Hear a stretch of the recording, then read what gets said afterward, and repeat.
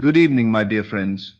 Tonight I want to talk to you about something that will either liberate you completely or make you deeply uncomfortable. Perhaps both. Because what I'm about to tell you challenges everything you've been taught about yourself, about life, about how reality works. You have power. Real power. Creative power. The power to shape, mold, and transform your entire world. Not someday when you become more spiritual. Not when you're worthy enough. Not when the universe decides to grant it to you. Right now. This moment. You already have it. Most people spend their entire lives not knowing this. They walk around like beggars, pleading with life to give them what they want. Praying to external forces, hoping circumstances will change. Waiting for someone or something to save them. And all the while, the power they're seeking outside themselves has been within them the entire time. You are not powerless. You have never been powerless. You've only believed you were.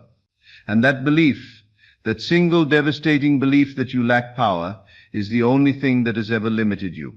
Tonight I'm going to show you the power you possess. Not theoretically, not philosophically. Practically, tangibly, undeniably.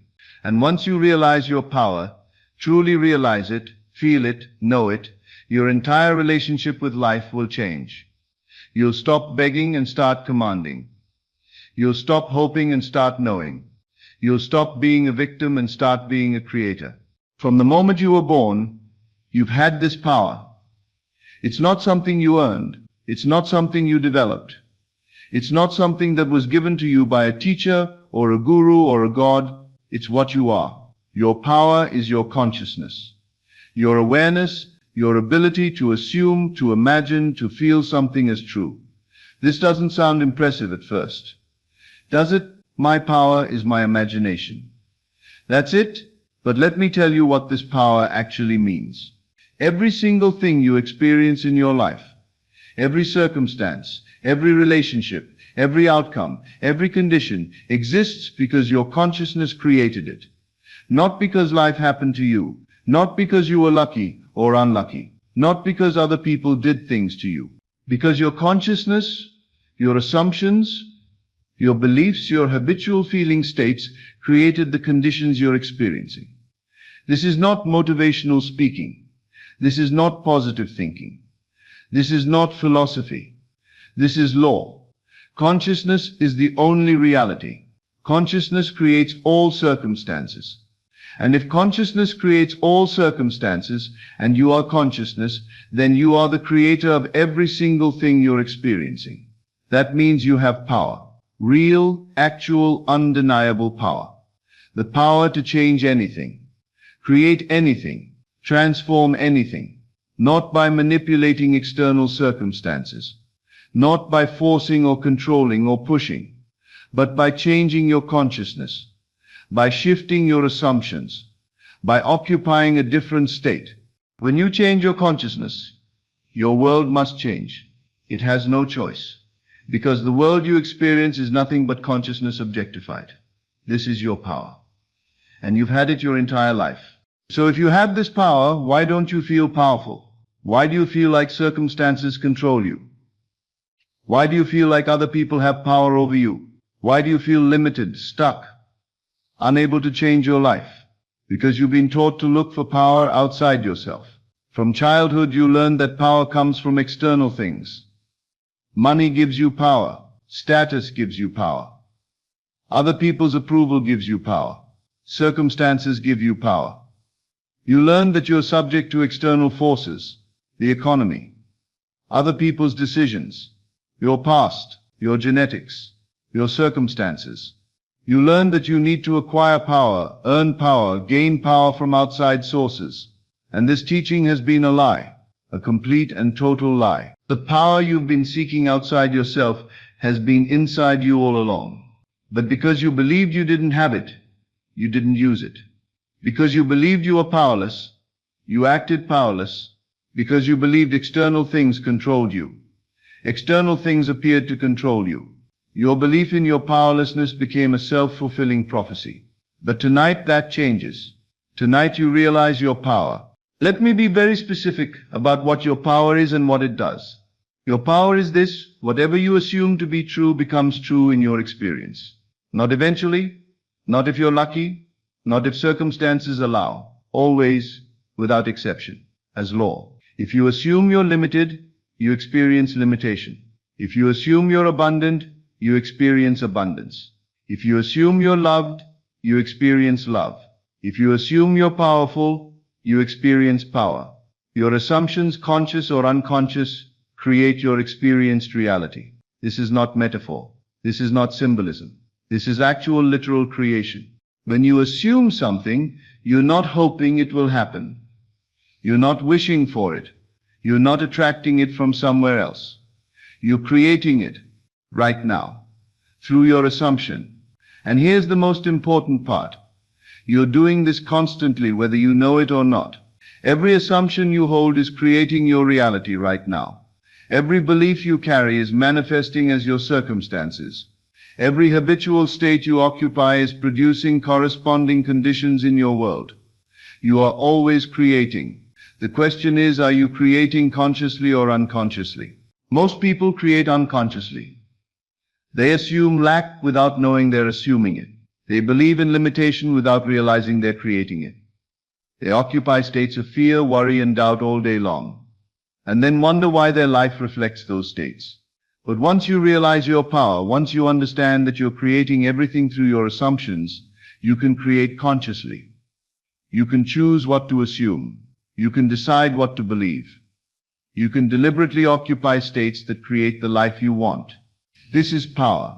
Real, creative, transformative power. And it's yours right now. Don't just take my word for this. Look at your own life. Everything you're experiencing right now, every condition, every circumstance, every relationship exists because of an assumption you held. Your financial situation reflects your assumptions about money. Your relationships reflect your assumptions about love, worth, and connection. Your health reflects your assumptions about your body. Your career reflects your assumptions about success and capability. Look at any area of your life, and you'll see your assumptions made manifest. This is why two people in identical circumstances can have completely different experiences. Same situation, different assumptions, different outcomes. One person assumes they can succeed despite obstacles. The other assumes obstacles prevent success. Both are right. Both create their assumed reality. One person assumes they're worthy of love. The other assumes they're not. Both experience exactly what they assume. The circumstances don't determine the outcome. The assumption determines the outcome. And this proves your power. Because if your assumptions create your reality, and you can change your assumptions, then you can change your reality. You're not a victim of circumstances. You're the creator of circumstances through your assumptions. This is your power. And once you see it, you can never unsee it. Now, here's where this gets uncomfortable for many people. If you have the power to create your reality through your assumptions, then you must take responsibility for what you've created. Not blame. Not guilt. Responsibility. The life you're living right now, you created it. Not consciously, perhaps. Not intentionally. But through your assumptions, beliefs, and habitual states, you created it. The lack you experience, you assumed lack. The rejection you feel, you assumed rejection. The limitation you encounter, you assumed limitation. This is not about making you feel bad. This is about making you feel powerful. Because if you created circumstances you don't want through unconscious assumptions, you can create circumstances you do want through conscious assumptions. You're not powerless. You never were. You just weren't aware of how you were using your power. But now you are aware. Now you realize I am the operant power. I am the creator. I am the cause. And when you take full responsibility for your power, when you stop blaming circumstances, other people, or external forces, you step into your full creative capacity. You stop being a victim and become a creator. So how do you use this power? Deliberately, consciously, effectively. It's simpler than you think. Step 1. Decide what you want to experience. Not what you think is possible, not what seems realistic, what you actually want: wealth, love, health, success, freedom, peace, whatever you desire. Step 2. Assume you already have it, not that you will have it someday, that you have it now, in consciousness. Claim it as yours. This is where your power operates, in the assumption, in the claiming, in the acceptance of the desired state as already real. Step 3. Persist in that assumption, despite what your senses show you, despite what circumstances suggest, despite what other people say. Your assumption is reality. The external world will catch up. It must. This is law. Step 4. Let your assumption harden into fact. Through persistence, through faith, through unwavering occupancy of your desired state, your assumption becomes so real in consciousness that it must objectify in your world. This is how you use your power. This is how you create consciously. You don't beg. You don't hope. You don't wait. You assume. You claim. You know. And what you know in consciousness becomes what you experience in reality. Let me be very clear about the scope of your power. There is nothing in your life that you cannot change through a change in consciousness. Nothing. Your finances? Change your assumption about money, and your finances must change. Your relationships? Change your assumption about love and connection, and your relationships must transform. Your health? Change your assumption about your body, and your health must improve. Your circumstances? Change your assumption about what's possible for you, and your circumstances must shift. Everything is changeable through consciousness. The only limitations you experience are the limitations you assume. The only boundaries you encounter are the boundaries you believe in. The only impossibilities you face are the impossibilities you accept as true. Change your assumptions, and you change your entire world. This is not exaggeration. This is not hyperbole. This is the literal, actual, demonstrable power you possess. You are not a small, limited, powerless creature, subject to external forces. You are consciousness. And consciousness is the only reality. And consciousness creates all things. This means you are the creator of your world. You have the power to reshape, rebuild, and transform every single aspect of your experience. The question is, will you use this power consciously, or will you continue to use it unconsciously? The shift from feeling powerless to realizing your power is instantaneous. It happens the moment you truly understand. I am not subject to circumstances. Circumstances are subject to me, to my consciousness, to my assumptions, to my state. When this understanding clicks, when you really get it, everything changes. You stop asking if you can have what you want and start claiming it. You stop wondering how it will happen and start knowing it will. You stop looking for permission from external sources and start giving yourself permission through assumption. You stop living as a victim and start living as a creator. This doesn't mean you become arrogant or controlling. It means you become aware, conscious, deliberate. You recognize that the power you've been seeking, praying for, hoping for, has been within you all along. You are the power. You always have been. Tonight I want you to do something specific. Think about one area of your life where you feel powerless, where you feel stuck, where you feel like circumstances control you.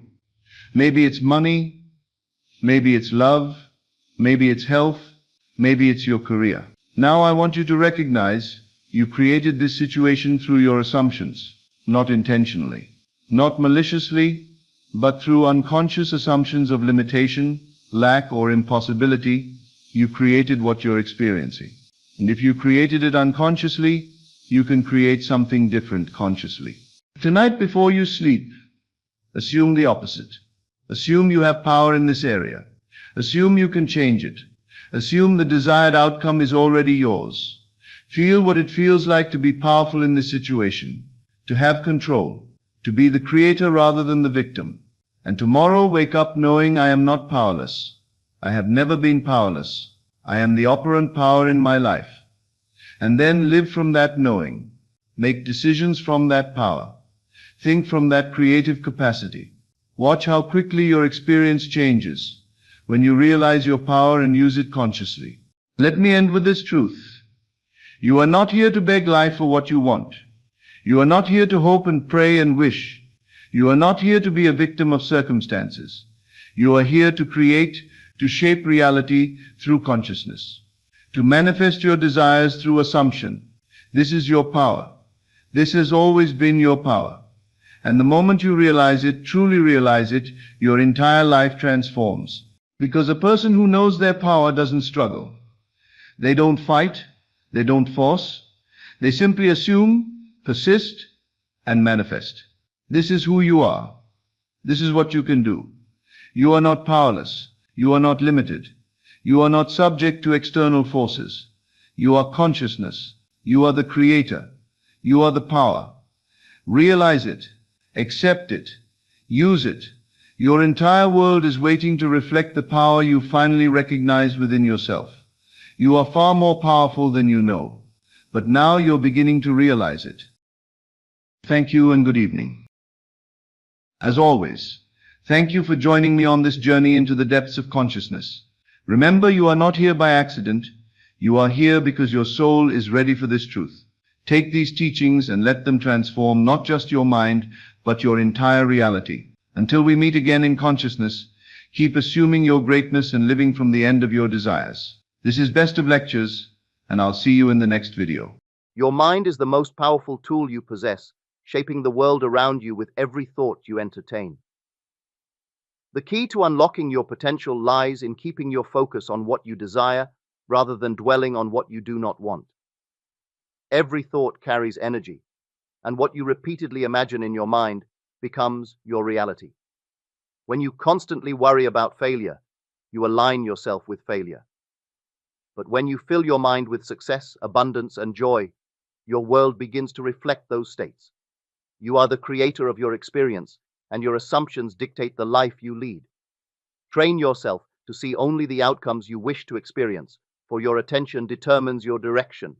The images you hold in your mind become the blueprint of your life. If you truly desire transformation, you must discipline your thoughts to remain steadfast on your dreams. The mind is like a garden. Whatever seeds you plant will eventually grow. If you sow thoughts of abundance, love, and success, your external world will reflect the same. Doubt, fear, and worry act like weeds, choking the growth of your desired manifestations. It is not enough to merely wish for good things. You must persistently think in alignment with them. The universe is not selective. It simply mirrors back the dominant impressions you hold. Change your inner conversation and make it a habit to dwell on what you want. When you see yourself as already having achieved your desires, you create a bridge between where you are and where you want to be. The secret is to assume the feeling of the wish fulfilled and live from that state. Reality conforms to your inner convictions, making it essential to guard your mental state. By choosing thoughts that serve your highest good, you move effortlessly toward the fulfillment of your dreams. Your imagination is the most potent force you can wield, shaping your destiny with precision. If you can see yourself living your desired life in your mind's eye, you have already set the wheels in motion. Imagination is not a mere escape. It is the very tool by which reality is constructed. Do not be misled by appearances, for they are simply past thoughts solidified into form. If you wish to change your circumstances, begin by altering the inner narrative you entertain. Speak as though you already possess all that you seek, and your world will rearrange itself accordingly. Every moment is an opportunity to redirect your focus toward your ideal reality. The more vividly you can imagine yourself embodying your dreams, the faster they materialize.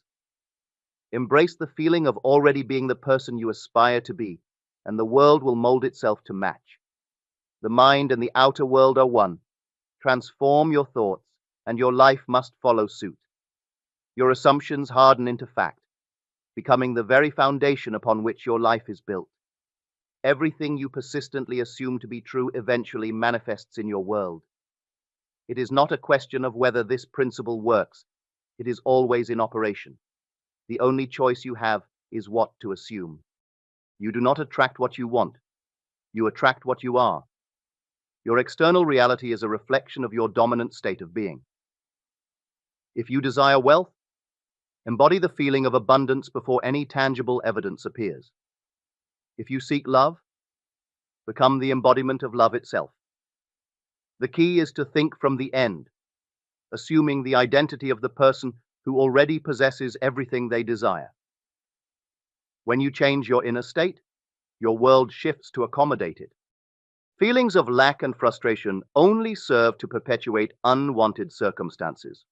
To move into a new reality, you must first claim it internally. You do not need permission from the external world to change.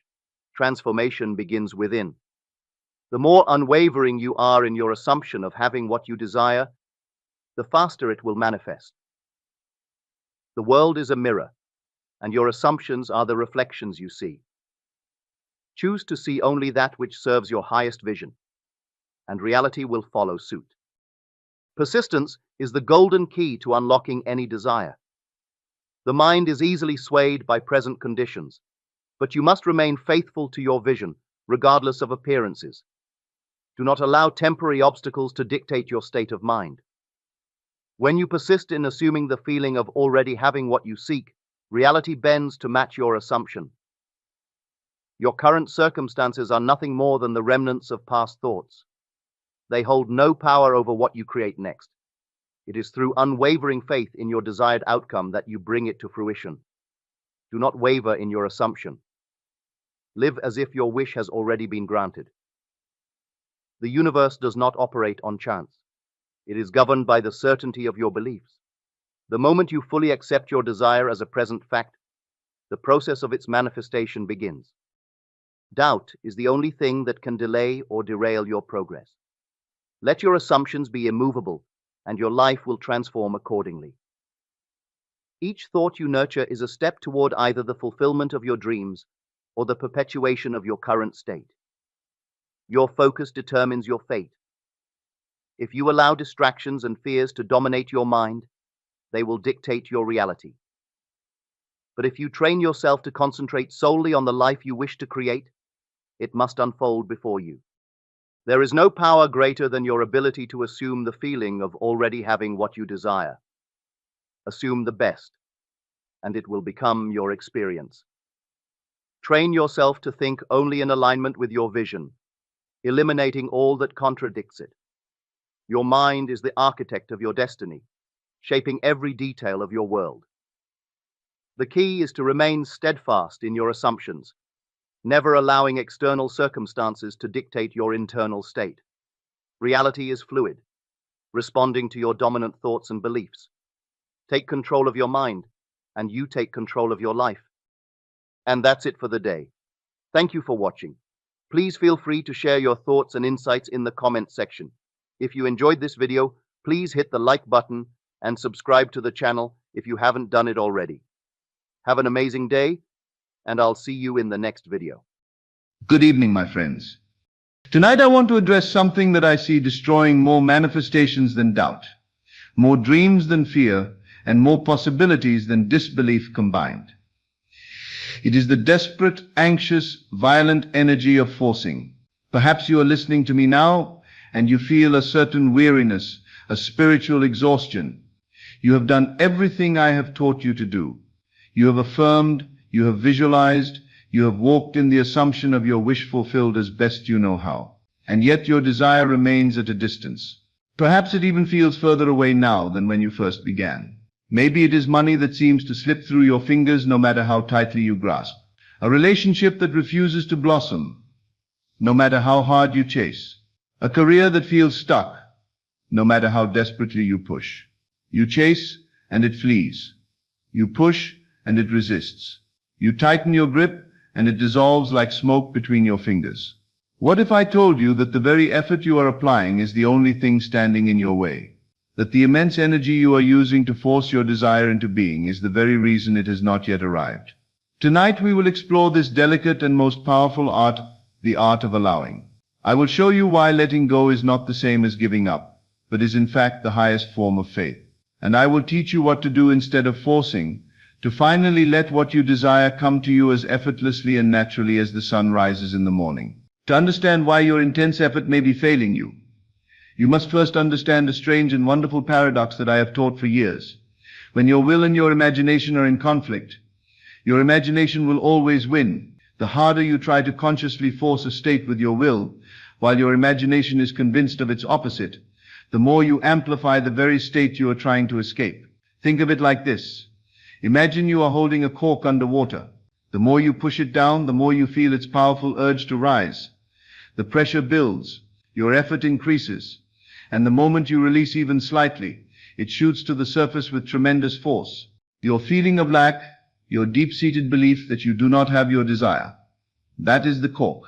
Your frantic effort is the force holding it down, constantly reminding you of its buoyancy, of its reality in your world. Let me tell you about a woman who came to me last year. She had been trying to manifest a specific amount of money for 6 months.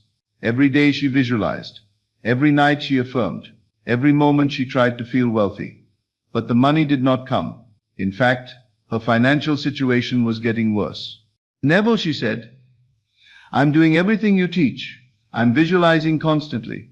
I'm affirming all day long. I'm forcing myself to feel abundant even when my bank account is empty. Why isn't it working? I watched her as she spoke, and I could see the tension in her body, hear the strain in her voice, feel the desperate energy radiating from her. She was like a coiled spring, wound so tight she was about to break. I said to her, my dear, you are not feeling abundant. You are forcing yourself to pretend you feel abundant. And there is a universe of difference between the two. Every time you force yourself to feel wealthy while your entire being screams, I am poor, you are actually reinforcing your poverty.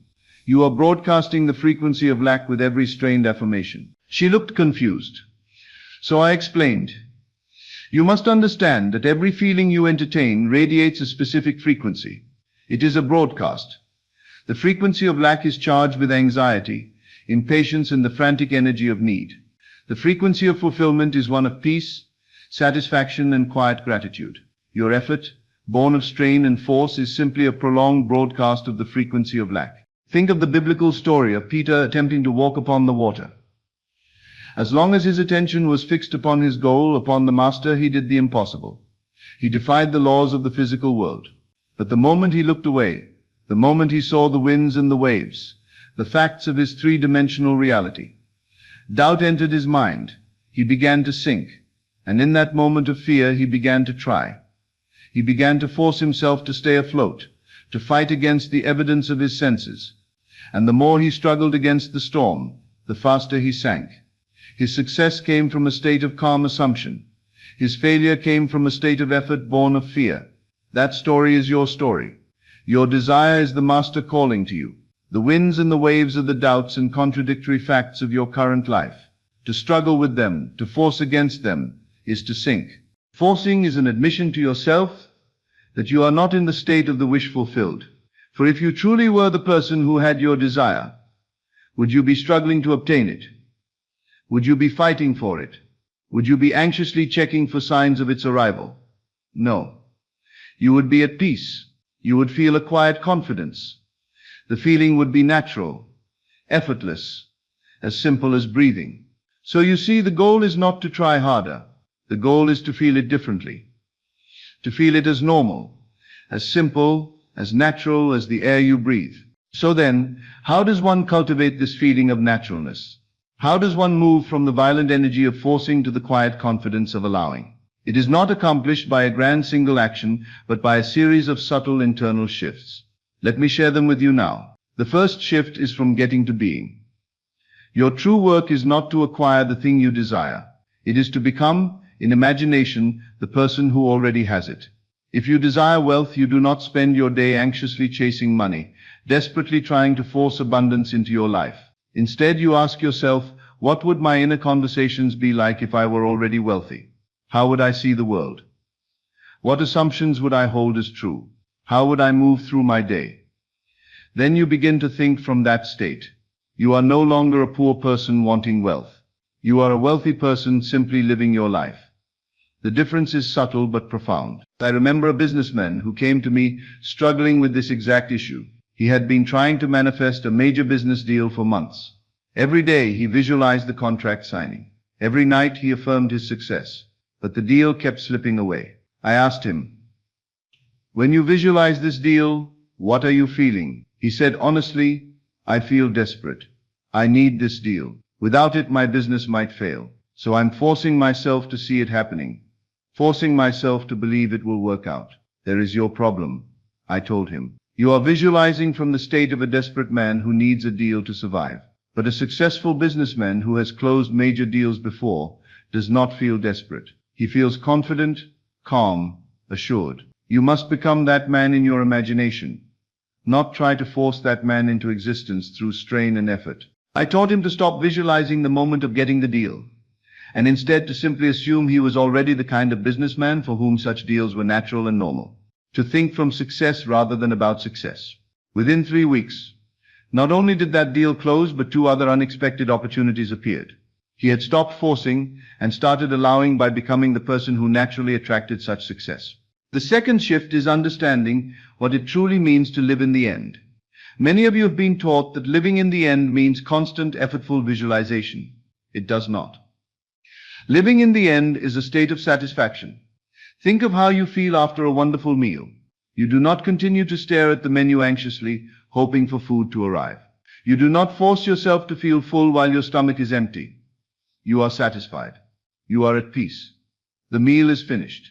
That quiet satisfaction, that inner knowing that it is done, that is the true feeling of the wish fulfilled. Your imaginal act, your brief scene, implying your desire is fulfilled. That is the meal. And satisfaction is the state you must carry throughout your day. I knew a woman who wanted to marry a particular man.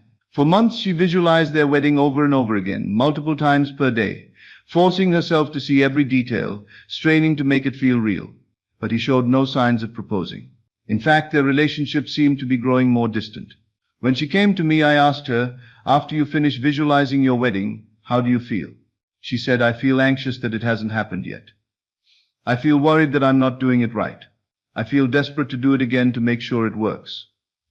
I explained to her that these feelings were the problem. You are treating your imaginal act like a task you must perform perfectly and repeatedly. But the imaginal act is meant to produce a feeling of satisfaction, the feeling that it is already done. Once you have felt that satisfaction, you should be able to rest in it like a person who has eaten a good meal. I taught her to do her imaginal scene once, at night before sleep, and then to simply carry the satisfied feeling throughout her day. To feel like a woman who was already engaged, already loved, already claimed. Not to force this feeling, but to gently assume it as her natural state. Within 2 months he proposed. She had stopped forcing the outcome and started allowing it by resting in the satisfaction of the wish fulfilled. The third shift is discovering the secret of present moment fulfillment. All desperation springs from the feeling that something is missing now.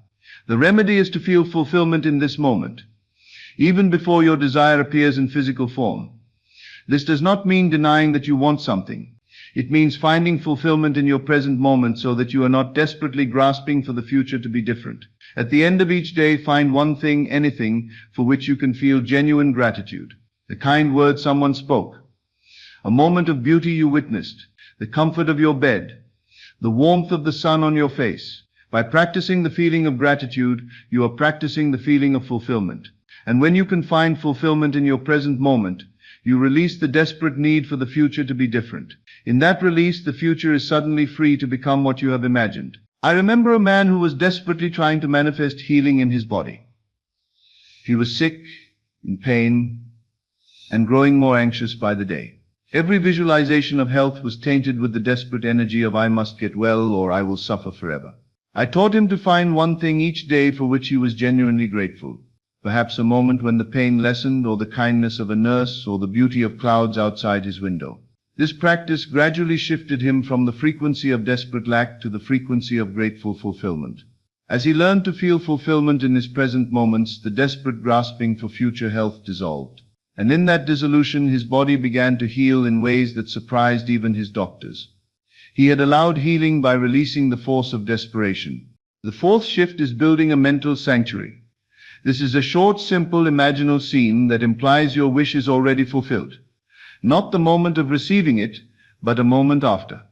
A moment that would only exist if your desire were already a fact.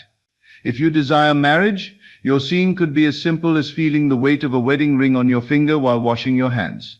If you desire career success, it could be a brief congratulatory conversation with a friend who says, "I always knew you would do it." This scene is your anchor. When the storms of doubt arise in your day, you do not fight the doubt. Fighting doubt only gives it more power. Instead, you simply retreat to your mental sanctuary for a few seconds, feel it real, and return to your day with faith restored. This is not forcing. This is gently reminding yourself of the truth you have chosen to live from. Now, a word of caution to keep you from undoing all your good work. First, you must resist the impulse to anxiously look for your desire in your outer world. Every time you check for proof with anxiety in your heart, you are performing a powerful imaginal act of doubt. You are impressing upon your subconscious the feeling that it is not here yet. And your subconscious, unfailingly loyal, accepts that feeling as your new command and creates more experiences of not here yet. Think of a baker who has placed a cake in the oven. He has done his part. He mixed the ingredients, poured the batter, set the temperature. Now he must trust the process. He does not open the oven door every 2 minutes to see if it has risen. To do so would let out the heat and ruin the cake. Your sustained assumption, your faith, is the heat that bakes your desire into reality. Once you have placed it in the oven of your imagination, you must leave the door closed. You must trust the process. I knew a woman who was manifesting a new home. She did her imaginal act beautifully. She felt herself in the home, walking through the rooms, feeling the satisfaction of ownership. But every day she would anxiously check real estate listings, desperately searching for signs that a home was coming. Each time she searched with anxiety, she was impressing her subconscious with lack rather than fulfillment. I told her, "You are baking a cake and opening the oven door every 5 minutes. You must trust that the process is working. Check listings if you feel inspired to do so, from a state of calm curiosity, but never from desperate anxiety." She learned to do her imaginal act at night, feel the satisfaction, and then go about her day without anxiously checking. Within a month, the perfect home appeared through an unexpected connection, not through her anxious searching. Second, do not discuss your desire with those who are not in sympathy with your aim. Your imaginal act is a tender new creation, a new state of consciousness. Exposing it to the cold winds of doubt and ridicule can chill your conviction, causing you to doubt your own creation. Keep your secret. Let it grow strong within you until it is ready to be born as a fact in your world. So what does this state of true allowing, of genuine detachment, actually feel like? Let me be clear. It is not apathy. It is not indifference. It is not giving up on your desire. In fact, it is the highest and most potent form of faith. It is the calm assurance of the farmer who has planted a seed in good soil. He does not fret. He does not dig it up each day to check if it is growing. He simply knows he has done his part, and the law of growth will do the rest. It is the feeling of having ordered a fine meal at a wonderful restaurant. You do not follow the waiter into the kitchen to make sure the chef is cooking. You simply relax at your table, enjoying the ambience, knowing that in due time your order will be served. It is the same assurance with which you know the sun will rise tomorrow. You do not wake each night in fear, wondering if the dawn will come. You simply know it will, and so you rest. In like manner, you must rest in the certainty of your desire fulfilled. Remember what I have taught you. Creation is finished. Everything that could ever exist already exists in the infinite realm of imagination. What you seek is not something you must create or force into being. It already is. You need only to accept it, to claim it, to assume it as yours. This state is a quiet inner peace, a release of all tension. You can think of your desire and you feel a gentle warmth, a quiet smile, not the anxious, desperate yearning of still wanting it, but the pleasant, familiar feeling of knowing it is already yours. Let me tell you about a final example that perfectly illustrates this state. A young artist came to me who had been desperately trying to manifest recognition for his work. He forced himself to paint every day. He anxiously submitted to every gallery. He checked his email constantly for responses. He was exhausted. His work was suffering, and success seemed further away than ever. I said to him, "You are chasing recognition like a hunter chasing a deer through the forest. The more violently you pursue, the faster it flees. You must become like a fragrant flower standing still in the garden, effortlessly drawing what you desire to you." I taught him to stop forcing his art and instead to simply be an artist who was already recognized and valued, to create from that state of confidence rather than desperation, to submit his work when inspired, not when anxious, to rest in the assumption that recognition was already his in consciousness, whether or not it had appeared in form. The shift was remarkable. His art became more authentic, more powerful, because it was no longer tainted with the desperate energy of needing validation. Within 6 months, a major gallery discovered his work and offered him a solo exhibition. But by that time, he no longer desperately needed the recognition. He had already claimed it in consciousness, and the external recognition was simply the shadow following the substance. He had moved from being the frantic hunter to becoming the fragrant flower. He had stopped forcing and started allowing. This is the promise of allowing. This is the secret of letting it come. When you reach this state, you have moved from desperate grasping to magnetic attraction. You do not chase, you simply attract. You do not force, you simply allow. You do not struggle. You simply rest in the knowledge that it is done. Your desire is not somewhere in the future, waiting for you to work hard enough to deserve it. It exists right now in the dimension of imagination, and you claim it by assuming the feeling of already having it. Not by forcing that feeling, but by gently, naturally, persistently dwelling in it until it becomes as natural as breathing. So tonight, I want you to examine your relationship with your desires. Are you forcing? Are you struggling? Are you desperately trying to make something happen through sheer effort and strain? If so, I invite you to release that grip. Let go of the cork and watch it rise to the surface effortlessly. Plant your seed and trust the law of growth. Order your meal and relax while it is prepared. Assume your desire is already yours in consciousness, and rest in that assumption with the quiet confidence of someone who knows the sun will rise tomorrow. Stop forcing it. Let it come. For in the letting go, you will find that what you have been chasing has been waiting all along for you to simply stop running and allow it to catch up to you. As always, thank you for joining me on this journey into the depths of consciousness. Remember, you are not here by accident. You are here because your soul is ready for this truth. Take these teachings and let them transform not just your mind, but your entire reality. Until we meet again in consciousness, keep assuming your greatness and living from the end of your desires. This is Best of Lectures, and you are the operant power in your world. I'll see you in the next video. My dear friend, you're thinking too small. I don't care who you are. I don't care what your goals are. I don't care how ambitious you think you're being. You are thinking too small. And that small thinking, that careful, realistic, socially acceptable level of ambition, is the very thing that's keeping you trapped. Let me tell you something that will shake you to your core. The size of your thinking determines the size of your results. Not your effort, not your talent, not your circumstances, your thinking. And right now, in this very moment, you are operating at a fraction of your actual capacity, because you've been conditioned to think small. You've been taught to be realistic. You've been told to stay in your lane. You've been trained to set achievable goals. And in doing so, you've murdered your potential before it ever had a chance to breathe. Tonight I want to speak to you about something that most students of this law never grasp, the principle of exponential assumption. Or as I'll call it tonight, thinking 10 times bigger than you've ever dared to think before. Here's what happens when you think small. You assume a desire that feels comfortable, something that stretches you just a little bit, but not so much that it frightens you. You say to yourself, I will make an extra $1,000 this month. I will improve my circumstances slightly. I will have a little bit more. And you know what? You might actually manifest it. You'll achieve that small assumption. You'll feel a momentary sense of accomplishment. And then what? You'll assume another small thing, and another, and another.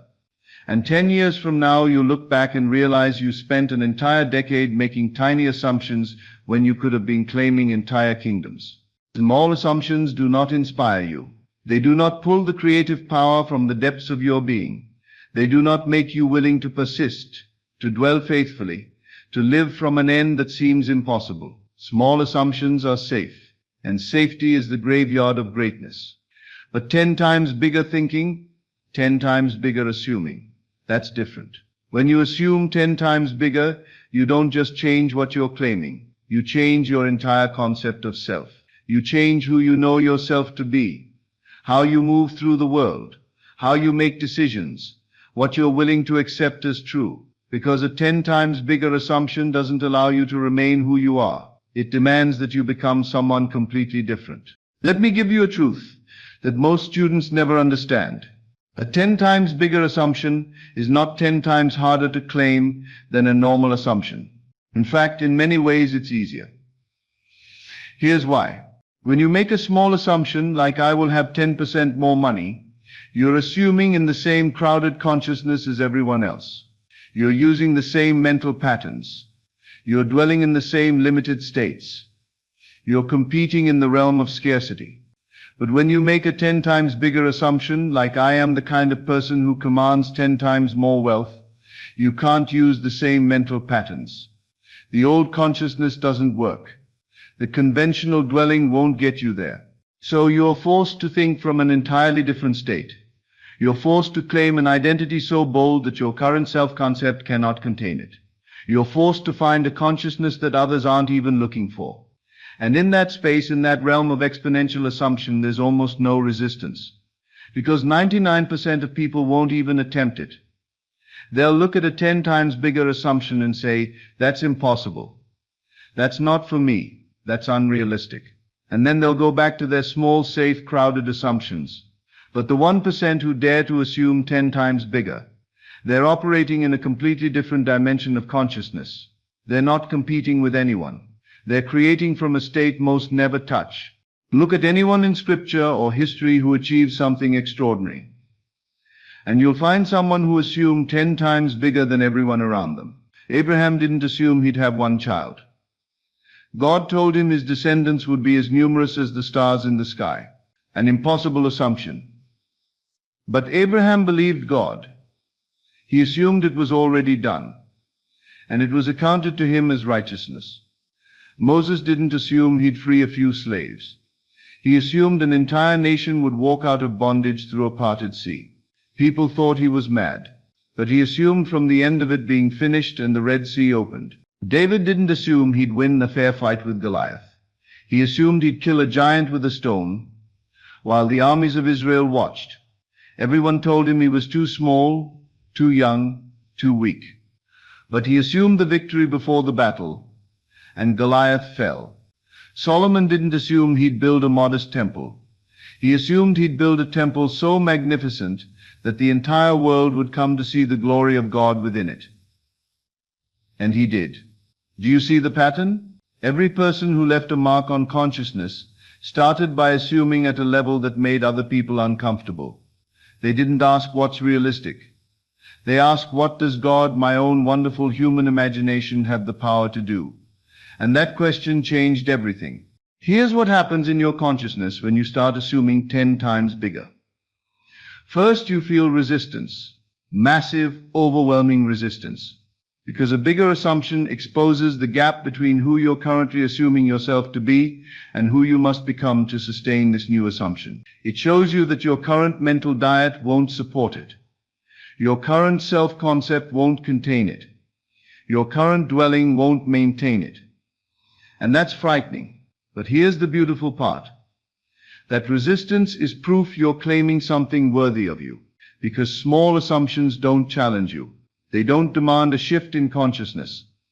They don't require you to die to your old concept of self and be reborn into a new one. But a 10 times bigger assumption. It demands complete transformation. It says you cannot manifest this as the person you're currently assuming yourself to be. You must become someone else entirely in consciousness. And when you accept that, when you embrace that necessity for complete transformation, something extraordinary happens. You stop trying to improve your old self-concept and start claiming an entirely new one. You stop asking, how can I get a little better? And start asking, who am I in consciousness if this desire is already fulfilled? That's the shift. That's the moment everything changes. When you assume 10 times bigger, the effects ripple through every area of your life. Your daily mental diet changes. You stop feeding your mind thoughts that don't support your assumption. You stop dwelling in states of lack or limitation. You stop engaging in inner conversations that contradict what you're claiming, because you can't afford to. The gap between who you were and who you're assuming yourself to be is too vast to waste a single thought. Your inner circle changes. You stop surrounding yourself with people who think from lack. You stop seeking approval from those who dwell in limitation. You start gravitating toward those who think from the end, who assume boldly, who see fulfillment instead of obstacles. Your standard of acceptance changes. You stop accepting mediocre assumptions. You stop settling for good enough in consciousness. You stop making excuses for why you can't assume bigger. Because when you're claiming a 10 times bigger identity, average consciousness is not an option. Average won't maintain your assumption. Your entire energy changes. You wake up different. You move through the world different. You speak different. Because you're not just assuming a desire anymore, you're inhabiting a completely new state of consciousness. You're being someone who matters in consciousness. And that energy, that 10 times bigger consciousness, is magnetic. It attracts corresponding events. It attracts resources. It attracts people who recognize that you're dwelling in a state they want to touch. Now let me tell you something that nobody wants to hear. Most people will never assume 10 times bigger. Not because they can't, but because they won't. Because assuming 10 times bigger requires you to be comfortable with the unknown. It requires you to appear foolish to those who think small. It requires you to dwell in a state so far from your current circumstances that everyone will question your sanity. Most people would rather assume a small desire and feel safe than claim a massive identity and risk looking delusional. They would rather be realistic and respected than bold and ridiculed. They would rather blend into the consciousness of the masses than stand alone in a state of greatness. And that's fine. That's their choice. But if you're still listening, if something in you is stirring, if there's a part of you that knows you were meant to assume more, to claim more, to be more in consciousness, then you're not most people. You're someone who's ready to step into exponential assumption. So here's what you're going to do right now. Tonight, you're going to take whatever desire you've been assuming and multiply it by 10. If you wanted an extra $10,000 this year, your new assumption is 100,000. If you wanted to improve your body slightly, your new assumption is complete transformation. If you wanted a small change in your circumstances, your new assumption is total revolution. I don't care if it seems impossible. In fact, it should seem impossible. Because if your assumption doesn't challenge your current self-concept, it's not big enough to transform you. Write it down. Make it specific. Make it so audacious that you feel uncomfortable, even claiming it in consciousness. And then ask yourself this question. Not how do I do this, but rather who am I in consciousness if this is already mine? Not how, who. Because the person you're currently assuming yourself to be cannot manifest a 10 times bigger desire. The mental habits you have won't maintain it. The consciousness you currently dwell in won't contain it. The self-concept you've built won't support it. So you need to assume a completely new identity. You need to think from a different state entirely, not trying to get there, but assuming you're already there, not hoping to become that person, but claiming you already are that person. Here's where the real power enters. When you commit to a 10 times bigger assumption, when you write it down, when you read it every single day, when you feel it as already true, when you speak from the consciousness of already being it, your subconscious mind begins to accept it as present reality, not future reality, present reality. And when your deeper mind believes something is real now, it goes to work manifesting the corresponding conditions. It begins to notice opportunities you would have missed before. It begins creating connections you wouldn't have made. It begins solving problems in ways you couldn't have conceived. Why? Because your subconscious mind, your father, the creative power within you, doesn't know the difference between what you vividly assume and what you physically experience. So if you impress it with a 10 times bigger vision, if you dwell in that state with clarity, with feeling, with persistence, it will begin to manifest that vision in your outer world. This is not mystical thinking. This is law. This is how consciousness operates. But this only works if you assume big enough. A small assumption doesn't impress the subconscious with enough power. It doesn't create enough of a shift. It doesn't demand enough transformation. But a 10 times bigger assumption, it hijacks your entire consciousness and points it in one direction, the direction of your boldly claimed identity. So from this moment forward, You are not someone who assumes small. You are not someone who plays it safe in consciousness. You are not someone who claims only what seems realistic. You are someone who assumes 10 times bigger than you ever have before. You are someone who makes others uncomfortable with your bold assumptions. You are someone who dwells in states that others call impossible. Let me leave you with this. You have one life, one opportunity to discover what consciousness can do through you, one chance to see what you're truly capable of assuming into being. And you can spend it making small assumptions, claiming safe identities, staying comfortable in consciousness. Or you can assume 10 times bigger and discover what you're actually made of. The world doesn't need another person who thinks small. The world needs people who dare to assume impossibly big. People who claim identities that make others say that's insane. People who refuse to accept the limitations of their current self-concept. People who build empires in consciousness before a single brick is laid in the physical. People who create movements in imagination before anyone else even knows what's happening. People who transform entire realities instead of just tweaking their current circumstances. That person can be you. That person is you if you choose to assume it. So choose it now. Take your desire, multiply it by 10, write it down, and then do something that separates you from everyone else. Assume it's already yours in consciousness. Dwell in the state of already being that person. Live from the end of it being finished.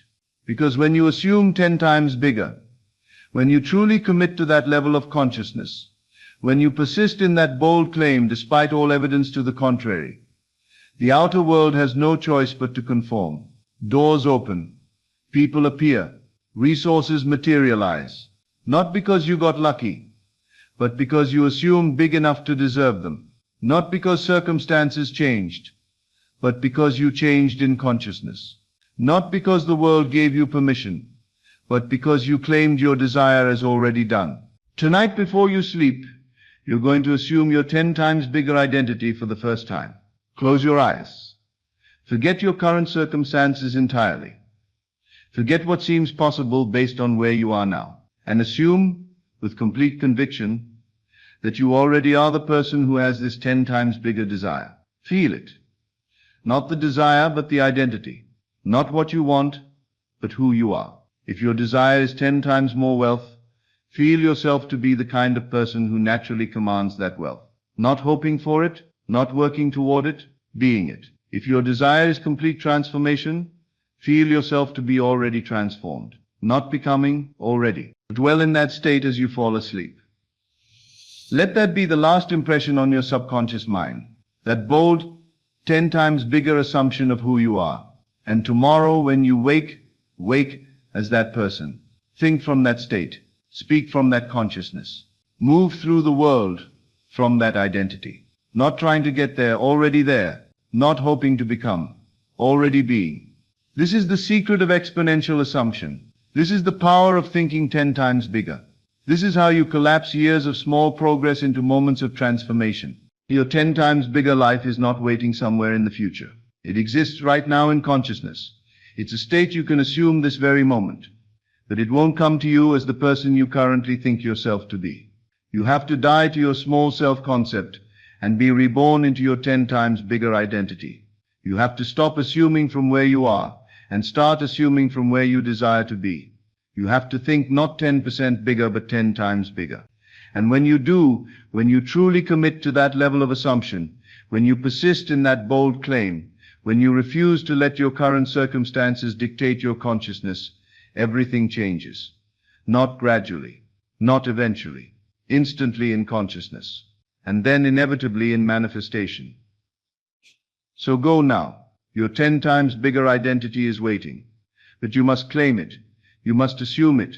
You must become it in consciousness first. Think 10 times bigger, starting tonight. The size of your assumption determines the size of your manifestation. Stop claiming small identities and safe desires. Assume 10 times bigger than you ever have before. Not in the future, but in consciousness right now. Be the person who already has it. Your 10 times bigger life begins the moment you dare to assume it. Thank you and good evening. As always, thank you for being here. This is Best of Lectures, and I will see you in the next video. The world sold you a story of struggle. They painted pictures of endless hustle, sleepless nights, and sacrificial climbs up mountains of man-made success.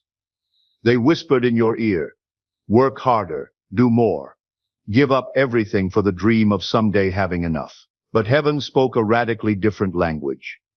While the world screamed hustle, the Spirit whispered, stand still and speak the word, and I will deliver it unto thee. You were not born to be a slave to the visible realm. You were not designed to bow before bank statements, to tremble at invoices, or to measure your worth by the numbers on a screen. You were born to command the invisible forces that govern all substance, all supply, all divine wealth. Here's the revelation that will shatter your reality. You may think you're listening to learn how to become a multi-millionaire, but let me tell you the truth that will set you free. You are already a multi-millionaire in the realm of spirit, right now, not someday when you work hard enough, not if you find the right opportunity, not when the stars align or the economy improves, but right now. You do not become what you say. You reveal what already is by speaking it into form. Every dollar you'll ever need, every contract that will transform your life, every opportunity that will elevate your existence, every divine appointment that will change your story. All of it already exists in the invisible warehouse of the Word. You don't chase it. You don't earn it. You don't deserve it through struggle. You declare it, and it comes to you under grace in perfect ways. When Moses stood trembling before the burning bush, overwhelmed by his assignment and his inadequacy, God didn't give him a riddle wrapped in mystery.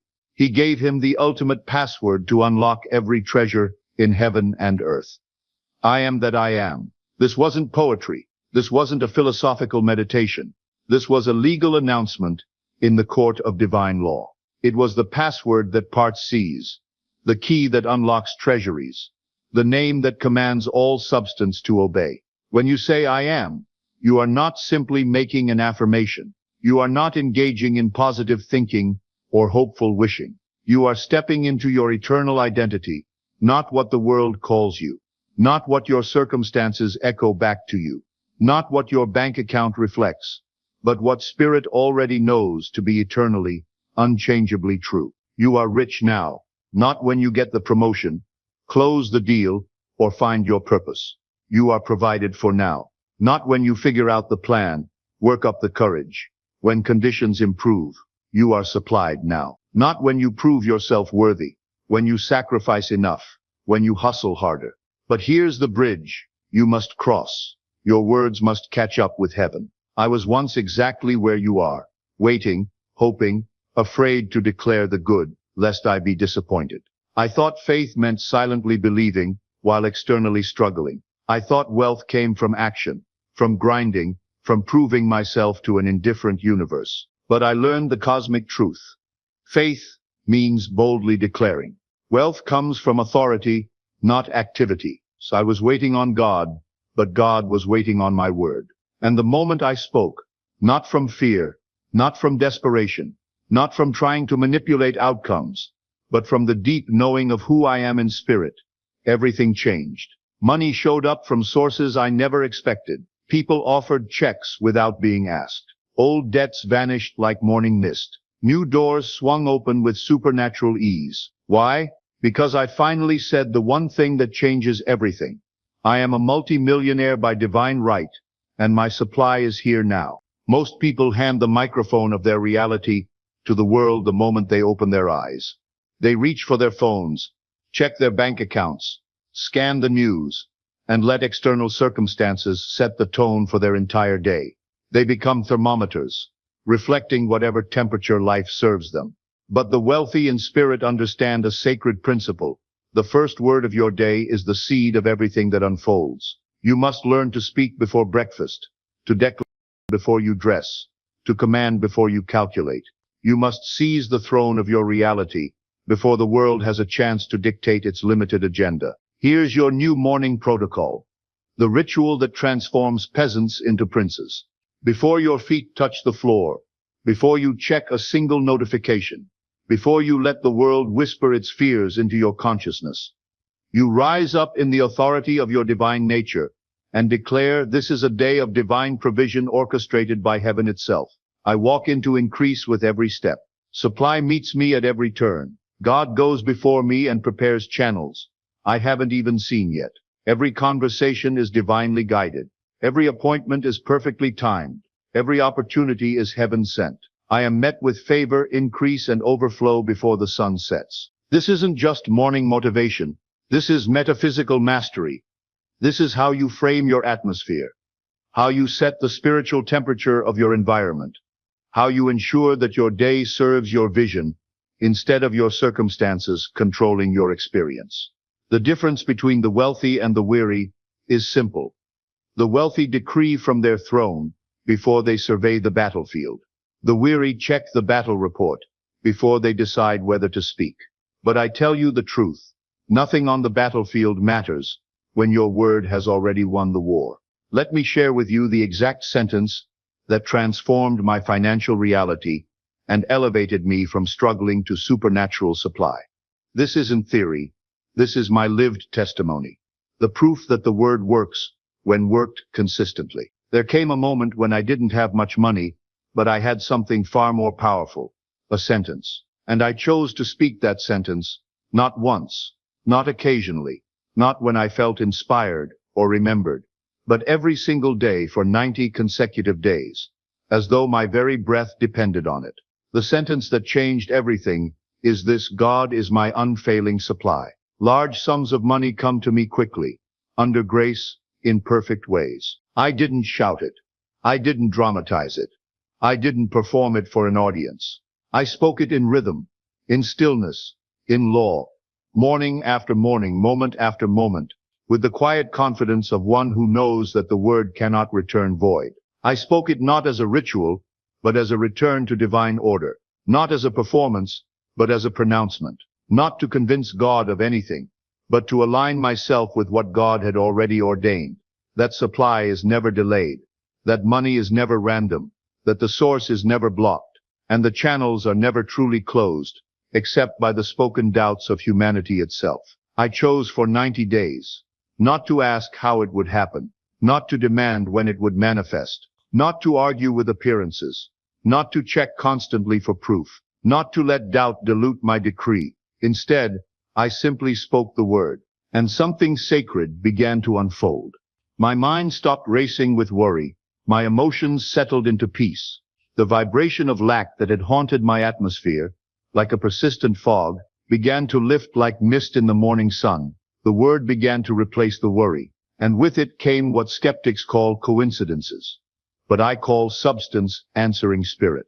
The manifestations began. An unexpected refund appeared from an account I had completely forgotten. A client I hadn't spoken to in years wrote a substantial check without any request from me. Opportunities emerged through channels I never could have designed or foreseen. Bills that had loomed like giants fell without battle or struggle. Doors opened that had been sealed for years. I realized with awe and quiet joy that nothing was coming to me. It had always been circling, waiting for the atmosphere of permission that only the spoken word can create. The money was never held back by the economy, by timing, by my qualifications, or by my efforts. It was held back only by contradiction in my speech. Once the contradiction ceased, once the word became law through repetition and reverence and rhythm, the wealth obeyed like a well-trained servant. You may ask, was it difficult? No, it was holy. Was it fast? It was faithful. Did it always feel like it was working? No, but the law doesn't ask how you feel. The law asks what you say. But here's where most people sabotage their own breakthrough. They speak their wealth into existence with morning declarations, then assassinate it with afternoon fears. There comes a moment for every soul who dares to walk by faith instead of sight.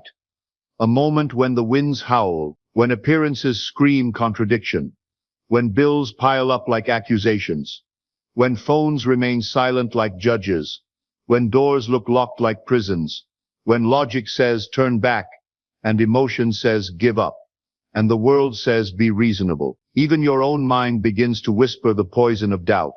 What if it's not working? What if you're delusional? What if you're wasting your time? In that moment, many who once spoke with boldness begin to retract, to tremble, to reverse their decrees with the betrayal of hesitation and self-doubt.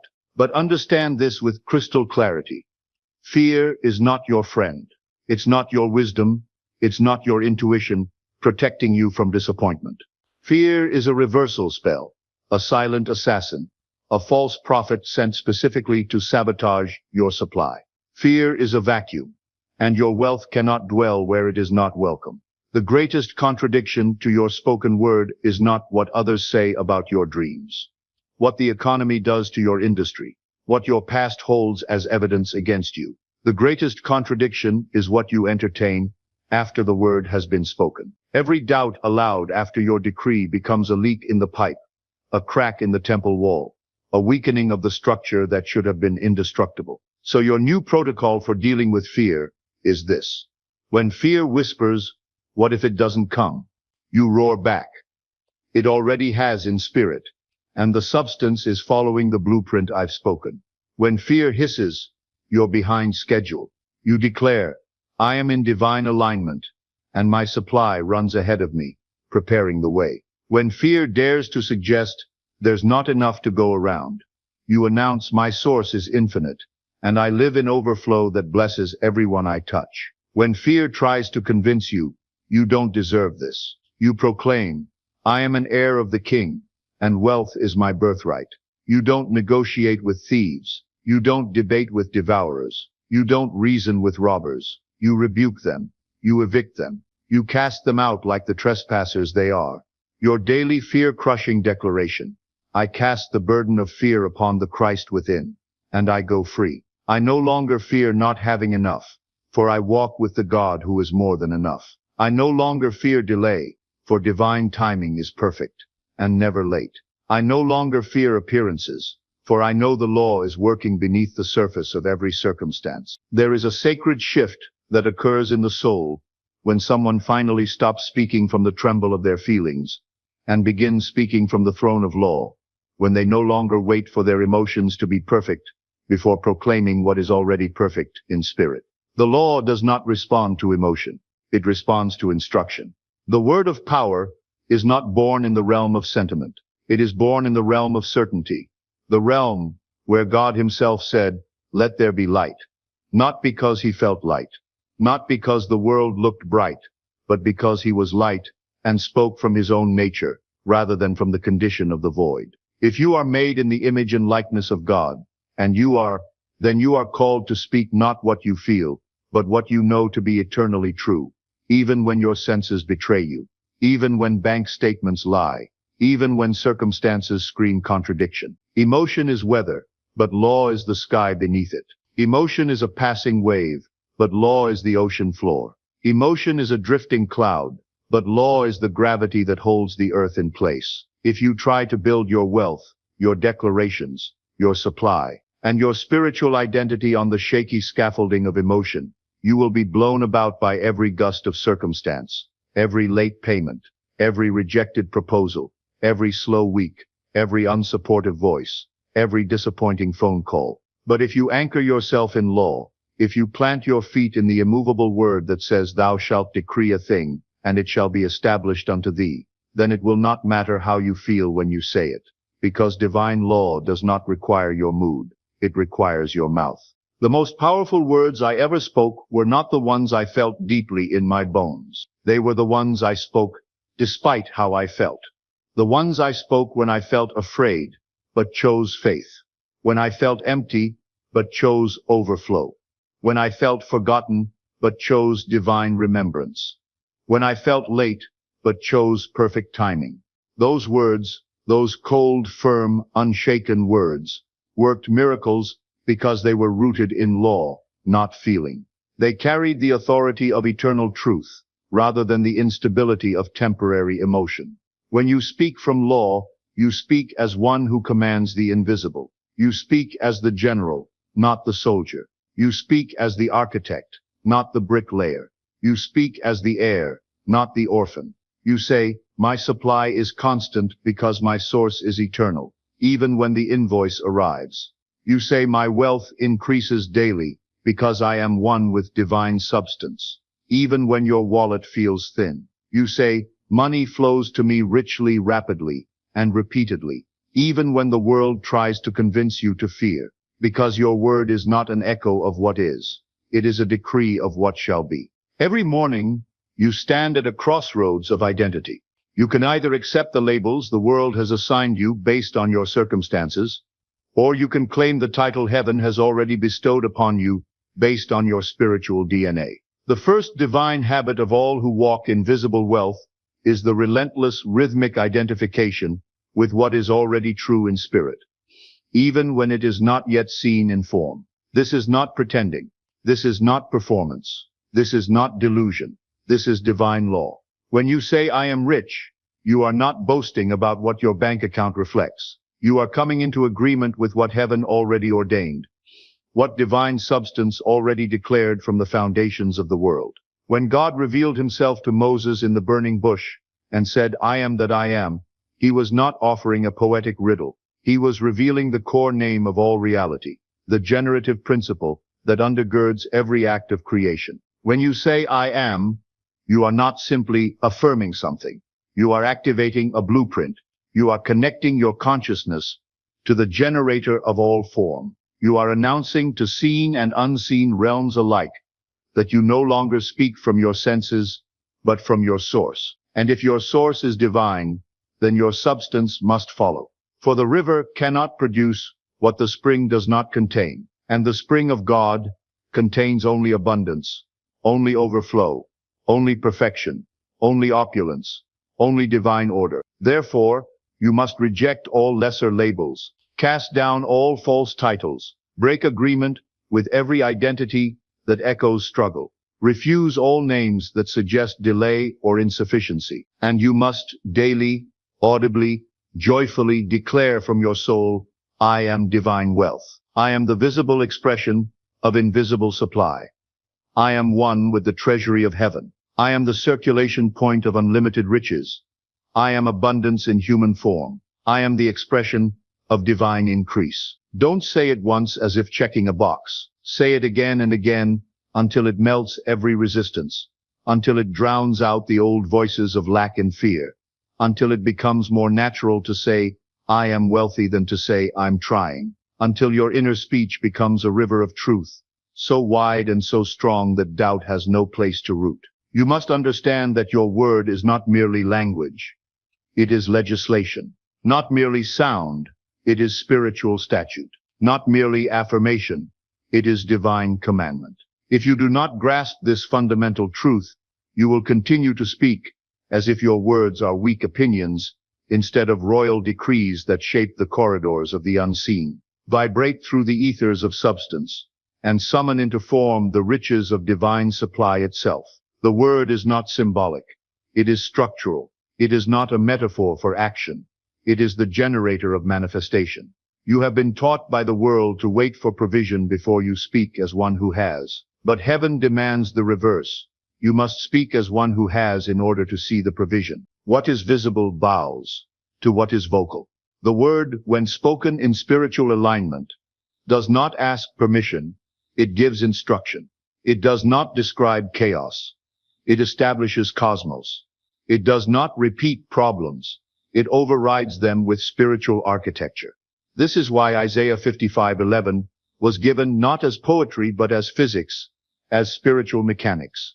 So shall my word be that goeth forth out of my mouth. It shall not return unto me void, but it shall accomplish that which I please, and it shall prosper in the thing whereto I sent it. If God has said this about his word, and if you are made in his image, then your word, when spoken from union with the Christ within, carries the same unfailing nature. The word that returns void is not the word of law, but the word of fear, complaint, sarcasm, idle speech, emotional reaction. Such words are like arrows fired at fog. They create more confusion and reinforce the illusion of lack. But the word that returns full is the word issued like a royal edict, a legal utterance from the throne room of consciousness, spoken not from panic, but from posture, not from emotion, but from dominion. That word carries with it an invisible instruction to the very fabric of reality, to align, to open, to yield, to create, to manifest. The world responds not to hoping, not to trying, not to working yourself to exhaustion. It responds to law, and law is released by the spoken word. Until it is spoken, it remains potential. Once it is spoken with authority, it becomes mandate. You are not here to earn wealth. You are here to decree it. You are not here to chase money. You are here to command it. You are not here to beg for provision. You are here to speak it into existence. Your inheritance is not struggle. Your inheritance is wealth. Your nature is not lack. Your nature is abundance. Your speech is not powerless. Your speech is the golden key. The treasury of heaven awaits your voice. The floodgates of supply listen for your command. The channels of prosperity respond to your decree. Open your mouth. Speak your wealth. Command your supply. And watch as the invisible becomes visible, as the spiritual becomes substantial, as the word becomes wealth in your hands. The world is about to witness your rise, not because you worked harder, but because you spoke with authority. Not because you begged louder, but because you commanded from your throne. Not because you hoped stronger, but because you decreed from law. Your mouth is the seed of your dominion. Your word is your wealth. Your voice is your victory. Speak it into existence, now and forever. And so it is. Good evening, my friends. Tonight I am going to clarify one of the most misunderstood distinctions in all of my teachings. Tonight you will learn the difference between living in the end and living from the end, and why understanding this difference is the key that unlocks effortless manifestation. Most people who fail at manifestation fail for one simple reason. They are living neither in the end nor from the end. They are living in the middle, perpetually reaching toward their desire without ever claiming it. Tonight that changes. Tonight you will learn how to occupy the end completely. You will learn how to be the person who has their desire, not the person trying to get their desire. Let me start by explaining what these terms actually mean, because most people confuse them. Living in the end is internal. It is your state of consciousness. It is who you are being on the inside, in your mind, in your imagination, in the quiet place where only you and God exist. Living from the end is external. It is how that internal state expresses itself through your thoughts, words, actions, and decisions throughout your day. Think of it this way. Living in the end is the seed planted in consciousness. Living from the end is the tree that grows from that seed. You cannot have one without the other. If you live in the end but never live from the end, your assumption remains disconnected from your daily life. If you try to live from the end without first living in the end, you are merely pretending, acting a role without the consciousness to support it. Both are necessary. Both are essential. And tonight, I will teach you how to master both. Before we go further, we must be absolutely clear about what the end means, because most people misunderstand this completely. The end is not the physical manifestation appearing, or getting the thing you desire, or the moment it shows up in your bank account, or the day they call you back, or when your circumstances change. These are all effects. These are manifestations. These are shadows. The end is the state of consciousness of already having your desire, the inner knowing that it is yours, the assumption that it is done, the identity of being the person who possesses it. The end is a state, not an event. When I say live in the end, I am not telling you to imagine the future moment when your desire arrives. I am telling you to occupy the state of consciousness of already possessing it right now. This is why so many people struggle. They visualize getting their desire, the moment of receiving it, the excitement of achieving it, the process of obtaining it. But this is not the end. This is the bridge. This is the journey. The end is after you have had it for so long that it is normal, natural, and completely taken for granted. Let me give you an example. Suppose you desire wealth. Most people imagine checking their bank account and seeing money, receiving a promotion, getting a windfall. The moment they become rich. This is not the end. This is still in the middle. This is the process of becoming wealthy. The true end is 6 months after you became wealthy. You no longer think about money. You no longer check your account obsessively. You no longer feel excited about wealth. Why? Because you are wealthy. It is done. It is normal. It is who you are. Can you feel the difference? One is the journey to wealth. The other is the state of wealth. Always go to the state, never to the journey. Now let me teach you how to live in the end. How to occupy this state of consciousness completely. Living in the end means that in your consciousness, in your inner world, in the quiet place where only God sees, you have already received your desire. It is done. It is yours. It is fact. This is not hope. This is not belief. This is not positive thinking. This is assumption. It is accepting something as true now, regardless of current circumstances. When you truly live in the end, several things happen. First, your inner conversations change. Listen carefully to how you talk to yourself about your desire. Do you say, I hope this works out? When will this happen? I'm trying to manifest this. Maybe if I do enough techniques. These are the inner conversations of someone not living in the end. These are the thoughts of someone still reaching, still seeking, still in the middle. When you live in the end, your inner conversations sound like it is done. This is mine. I have this. Thank God this is already accomplished. You are not hoping for it. You are grateful for it, as though it already exists. Because in consciousness it does. Second, you stop seeking confirmation. When you live in the end, you do not need proof. You do not obsessively look at your bank account, hoping to see change. Why? Because you already know. The person who has their desire does not need to confirm they have it. They simply have it. If I asked you right now, do you have hands? You would not need to check. You would not need proof. You would not need to look down and confirm. You simply know you have hands. This is the quality of knowing you must have about your desire when you live in the end. It is settled. It is certain. It is done. Third, current circumstances become irrelevant. When you live in the end, when someone points to your empty bank account and says, but you're not rich, it does not disturb you. When they point to your relationship status and say, but you're alone, it does not shake you. When they point to any current circumstance that contradicts your assumption, it rolls off you like water off a duck's back. Why? Because you understand that current circumstances are showing you the old state, the reflection of where your consciousness was. You are no longer there. You have moved to a new state.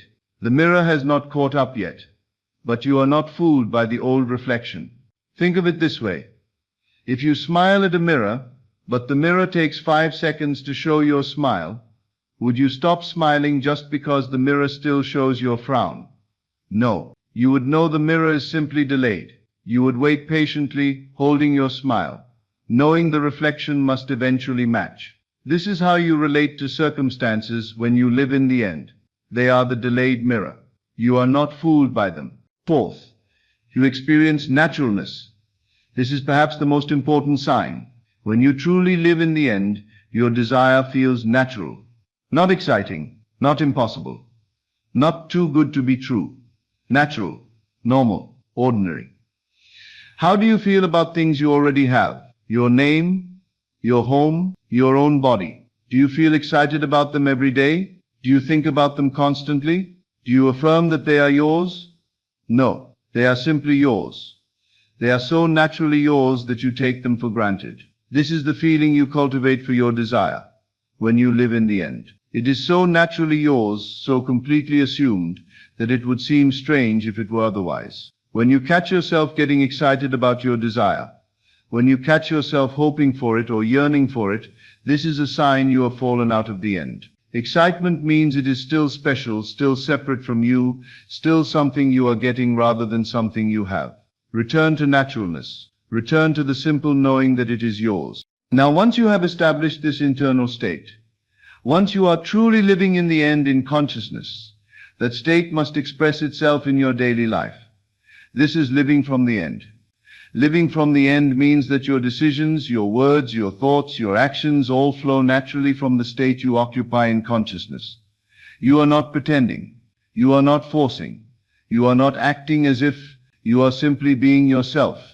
And yourself is now the person who has their desire. Let me show you what this looks like in practice. Your thoughts naturally conform to the end. When you live from the end, you do not have to consciously monitor every thought. Your natural thought patterns automatically reflect your assumption.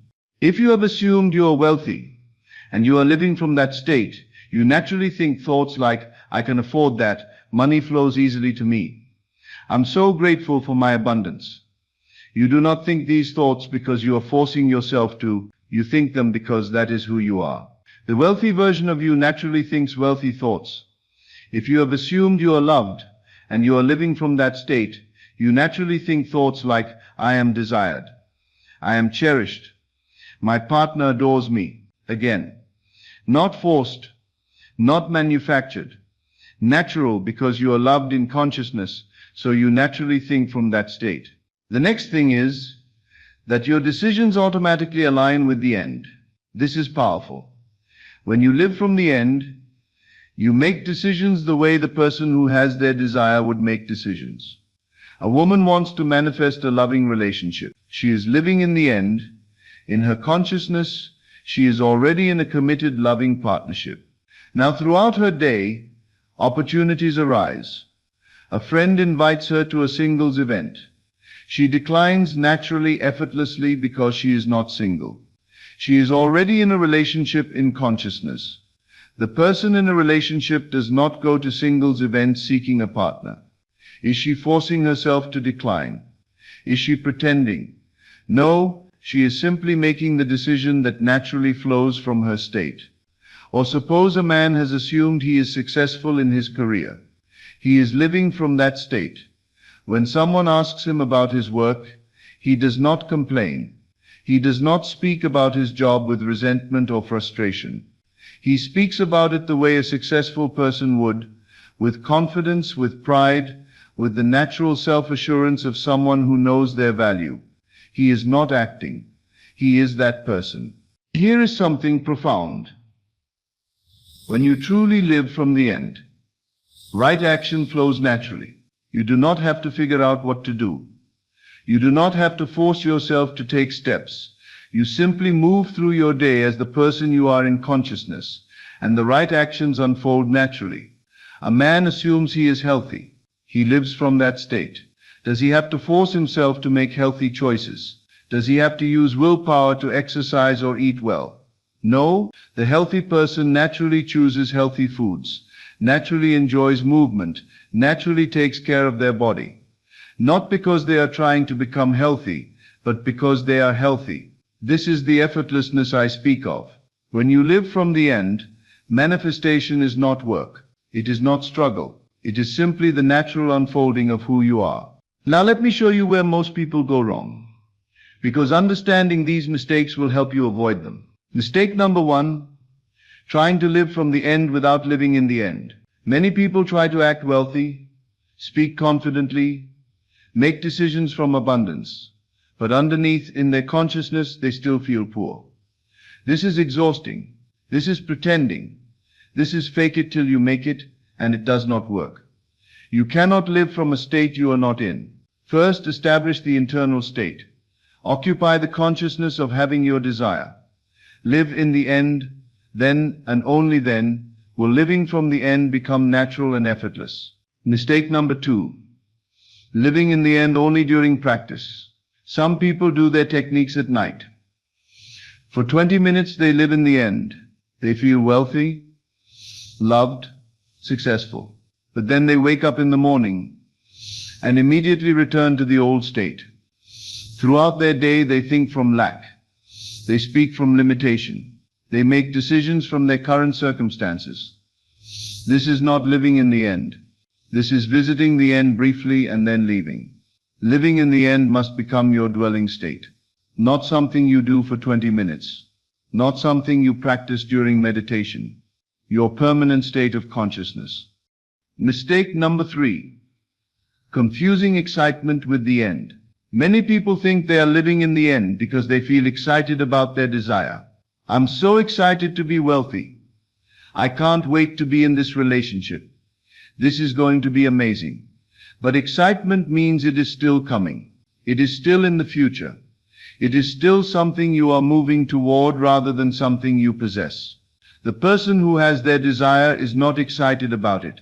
They are satisfied with it. It is normal to them. When you catch yourself getting excited, you have fallen out of the end. Return to naturalness. Return to the calm knowing that it is already yours.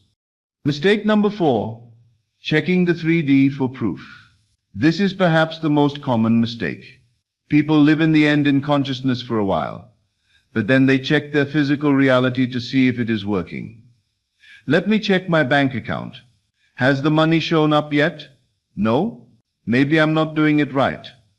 Every time you check for proof, you are affirming that you do not have your desire. You only check for things you do not have. You do not check whether you have hands. You know you have them. When you live in the end, you know you have your desire in consciousness. The physical manifestation is simply the shadow catching up. You do not need to check for shadows to confirm what you already know in the light. Mistake number 5. Giving power to the bridge. Sometimes people assume they desire correctly, but then they see circumstances that contradict it. Maybe they assume they are wealthy, but then they receive a bill. Maybe they assume they are in a relationship, but then they see their crush with someone else. If they react to these circumstances with fear, doubt, or despair, they have given power to the bridge. They have allowed the middle, the journey between assumption and manifestation, to shake them out of the end. Remember, the bridge of incidents builds itself. Sometimes the bridge looks chaotic. Sometimes it looks like things are going wrong. But if you remain faithful to your assumption, if you stay in the end and continue living from the end, the bridge will deliver you to your manifestation. Do not judge the bridge. Do not analyze the bridge. Simply remain in the end. Now let me give you the practical process, the exact steps to enter the state of living in the end and then live from that state all day long. Step 1. Identify the true end. What is the end of your desire? Not the journey, not the process. The end. Ask yourself, if I had this desire, who would I be? What state of consciousness would I occupy? Not what would I have, but who would I be? For wealth, not I would have money, but I would be a wealthy person. For love, not I would have a partner, but I would be loved, desired, cherished. For health, not I would have a healthy body, but I would be healthy, vital, whole. The end is always a state of being, never a state of having. Step 2. Assume the state now. Do not wait. Do not prepare. Do not build up to it. Now in this moment, assume you are that person. Not I will become wealthy. Not I am becoming wealthy. But I am wealthy. Not in the future. Now, in consciousness. In imagination. In the only place that matters. Your inner world. Simply accept it. Claim it. Occupy it. You are now the person who has their desire. It is done. Step 3. Feel the naturalness of it. Once you have assumed the state, sink into the feeling of it. Not excitement, not euphoria, but the natural, calm, simple feeling of having. How would you feel if you had possessed this for months? It would be normal, natural, taken for granted. Find that feeling. That is the feeling of living in the end. Step 4. Make your first decision from the end. Now that you are in the state in consciousness, make one decision from that state. Ask yourself, what would the wealthy version of me choose right now? What would the loved version of me think right now? What would the healthy version of me do right now? Then choose that, think that, do that. Not because you are pretending, but because you are that person in consciousness, and you are simply being yourself. Step 5. Monitor your thoughts throughout the day. As you go through your day, observe your thoughts. Are you thinking from the end or toward the end? Toward the end, I hope this works. When will it come? I need to manifest this. From the end. It is done, this is mine. I am so grateful for this. Every time you catch yourself thinking toward the end, stop, reset. Return to thinking from the end. This becomes easier with practice. Eventually, thinking from the end becomes your default. Step 6. Ignore contrary evidence. When you see circumstances that contradict your assumption, and you will see them, because the mirror always lags, do not react to them, do not let them shake you. Simply recognize this is the old reflection. This is the shadow of where I was. I am no longer there. I am in a new state, and the shadow will catch up. Then return to your assumption. Return to living in the end. Step 7. Fall asleep in the end every night. This is crucial. The state you fall asleep in impresses the subconscious most deeply.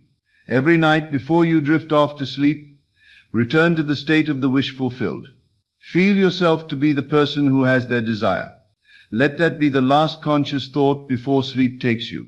Your subconscious works all night from that assumption, building the bridge, arranging circumstances, creating your new reality. Step 8. Wake up in the end every morning. The moment you wake, before you get out of bed, before you check the news, before you think about your day, return to the state. Assume your desire is fulfilled. Feel it, know it, be it. This sets the tone for your entire day. You begin in the end, and you live from that end throughout the day. Let me tell you about a man who truly understood this principle. He desired to own a home, a specific home in a specific location. But his finances were not where they needed to be. His circumstances said it was impossible. Most people in this situation would have visualized getting the home.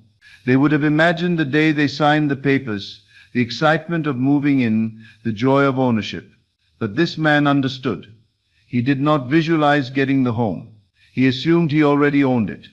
Every night he fell asleep imagining himself in the home, not moving into it, not buying it, but living in it as though he had owned it for 6 months.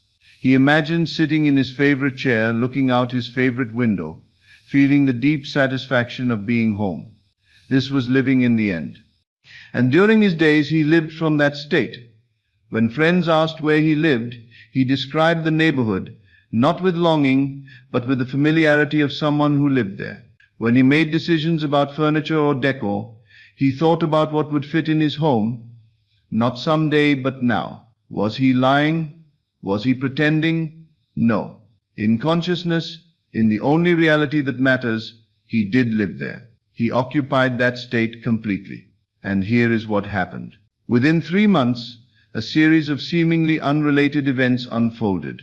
An unexpected financial opportunity arose. The home he desired came on the market at the exact moment he had the means to purchase it. Circumstances that had seemed impossible suddenly became inevitable. The bridge built itself perfectly, naturally, effortlessly, because he remained faithful to his assumption. He lived in the end, and he lived from the end, and the physical world had no choice but to conform. Let me share with you the ultimate secret of living in and from the end. When you truly occupy this state, when you genuinely live in the end in consciousness and naturally live from the end in your daily life, something remarkable happens. You stop caring when it manifests. Not because you have given up, not because you do not want it, but because you already have it in the only place that matters, consciousness. And when you have it in consciousness, when you are living as the person who possesses it, when every thought and word and decision flows naturally from that state, you are content, you are satisfied, you are complete. The physical manifestation becomes a bonus, a pleasant confirmation, a shadow finally catching up to the substance. But you no longer need it to feel fulfilled, because you are already fulfilled in consciousness. This is the paradox. The moment you stop needing the manifestation is the moment it rushes toward you. Why? Because you have finally, completely, totally occupied the state. You are living in the end. You are living from the end. There is no gap, no lack, no reaching. You are the person who has their desire, and the universe must reflect that. Tonight before you sleep, you are going to live in the end. Choose your desire. Identify the true end, not the journey, but the state of consciousness of already having it. Now assume that state, Not tomorrow. Not when you feel ready. Now you are that person. It is done. You have your desire. Feel the naturalness of it, the calm knowing, the simple acceptance. This is living in the end. Tomorrow when you wake, return immediately to that state, and throughout your day live from it. Think from it. Speak from it. Choose from it. When you catch yourself falling out of the state, and you will especially at first simply reset. No judgment, no frustration, just return to the end. Do this consistently. Morning and evening establish yourself in the end. Throughout the day live from the end. And watch as your consciousness, which is the only reality, impresses itself upon the physical world. Watch as circumstances shift. Watch as the bridge builds itself. Watch as the shadow finally catches up to the light. Here is the final truth. Living in the end is the state. Living from the end is the expression of that state. Master both, and manifestation becomes effortless. Not because you are trying less, but because you are more. You are not the person seeking their desire. You are the person who has their desire. And when you truly become that person, when you occupy that state completely, when you live from it naturally, the physical world must conform. This is law. This is truth. This is how consciousness creates reality. Live in the end. Live from the end. And watch your world transform to match the person you have become. Thank you. And good evening. As always, thank you for joining me on this journey into the depths of consciousness. Remember, you are not here by accident. You are here because your soul is ready for this truth. Take these teachings and let them transform not just your mind, but your entire reality. Until we meet again in consciousness, keep assuming your greatness and living from the end of your desires. This is Best of Lectures, and I'll see you in the next video. Good evening, my dear friends. Tonight I'm going to share with you the most liberating, most revolutionary truth you will ever hear. It's a truth so radical that your mind will resist it. So profound that once you grasp it, you can never see reality the same way again. Here it is. All creation is finished. Everything exists now. Nothing is being created. Everything is being made manifest. I can see the confusion on your faces already. But Neville, you're thinking, things are being created every day. New inventions, new buildings, new babies, new everything. No. Listen carefully.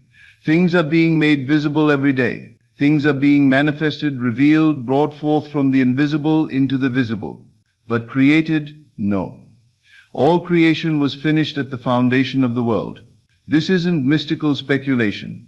This is the fundamental law of existence. In the beginning, God created the heavens and the earth, past tense.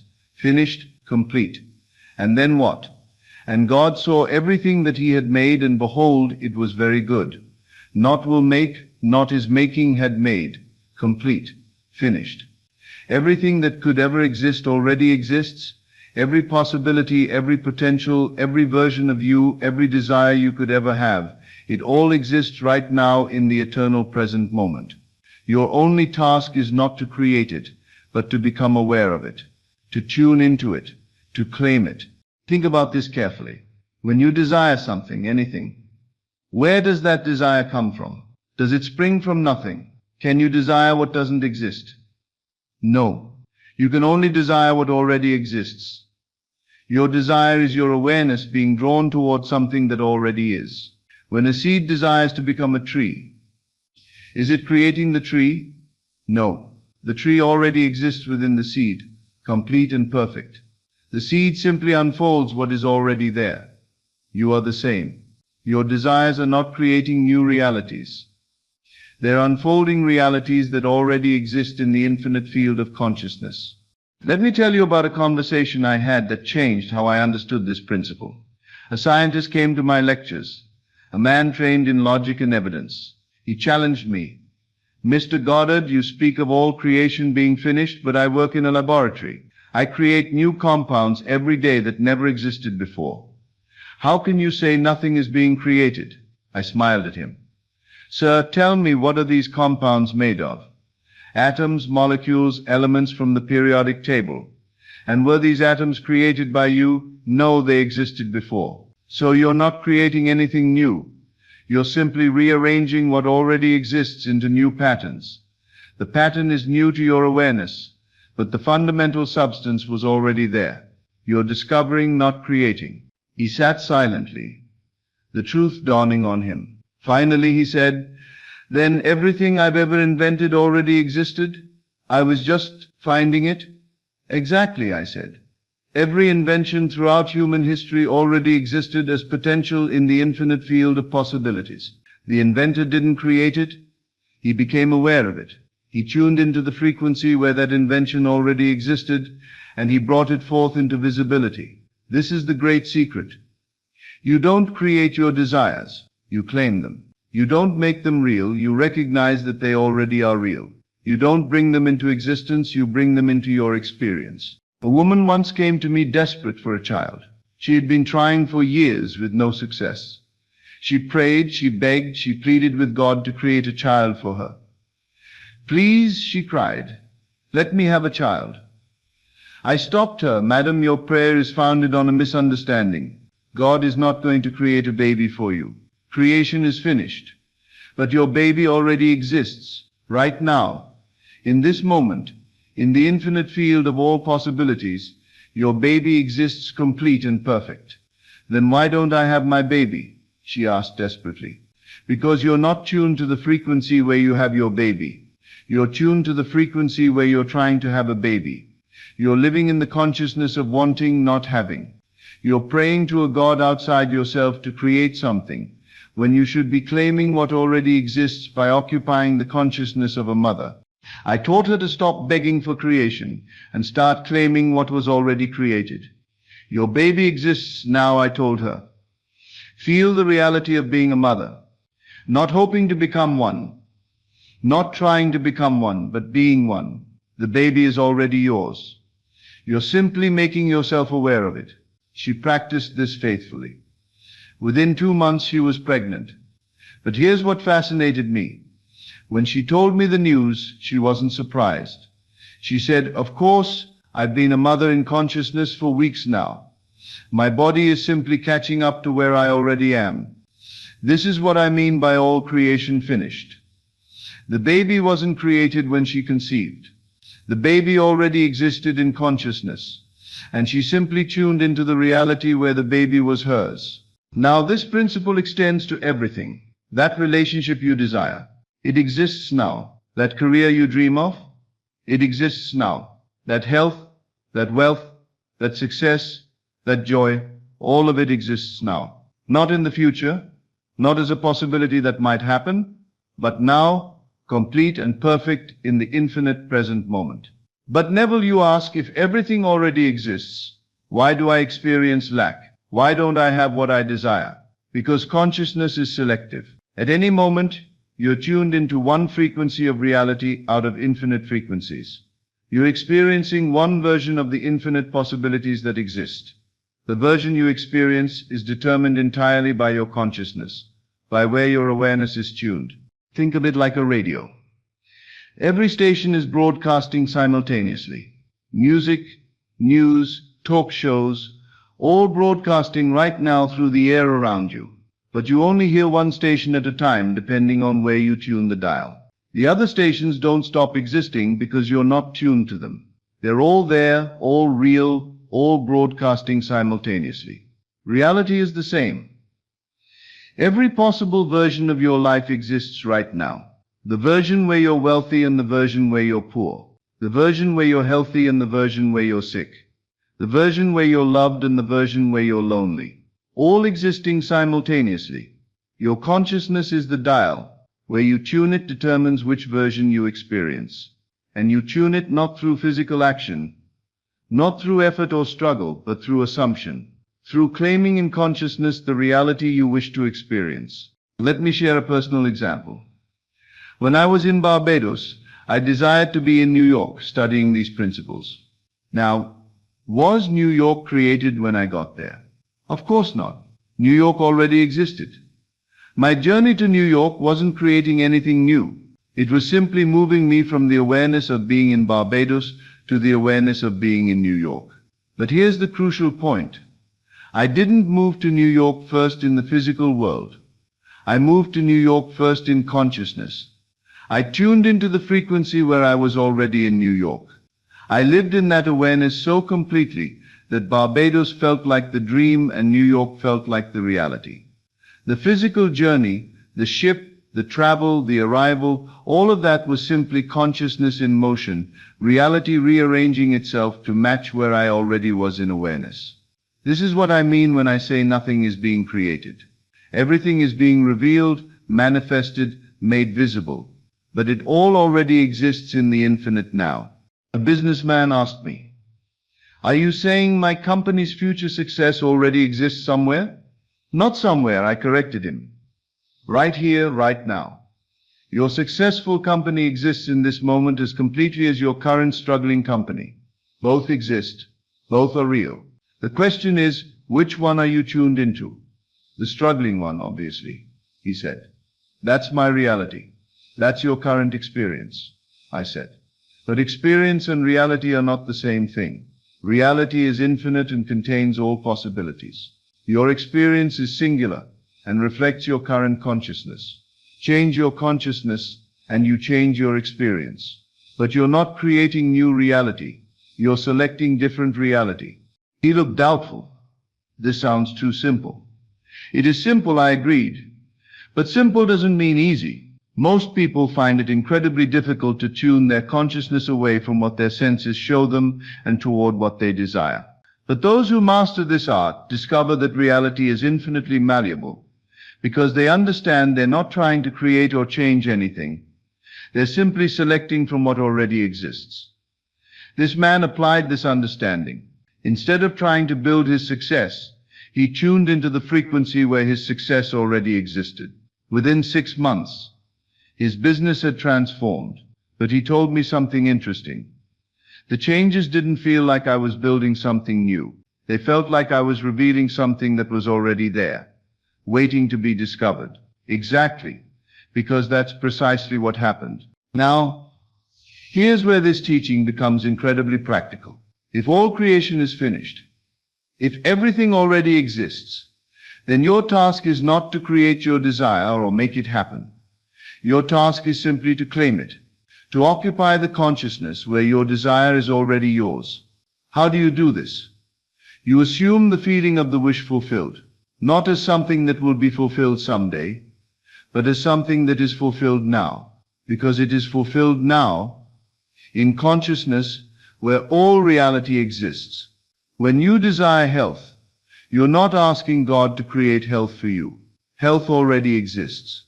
You're simply tuning into the frequency where you're healthy. When you desire wealth, you're not trying to create money. Money already exists. Billions of dollars exist right now. You're tuning into the consciousness where that wealth is yours. This understanding changes everything. It removes strain, effort, struggle. You're not trying to make something happen. You're not trying to force reality to bend to your will. You're simply claiming what already is. A young lady once said to me, "But Mr. Goddard, this seems almost too easy. If everything already exists, why isn't everyone just claiming whatever they want?" Because, I replied, most people don't believe it. They think they must create, earn, deserve, or work for their desires. They think reality is fixed and they must manipulate it through action. They don't understand that consciousness is the only reality, and that tuning consciousness is the only action required.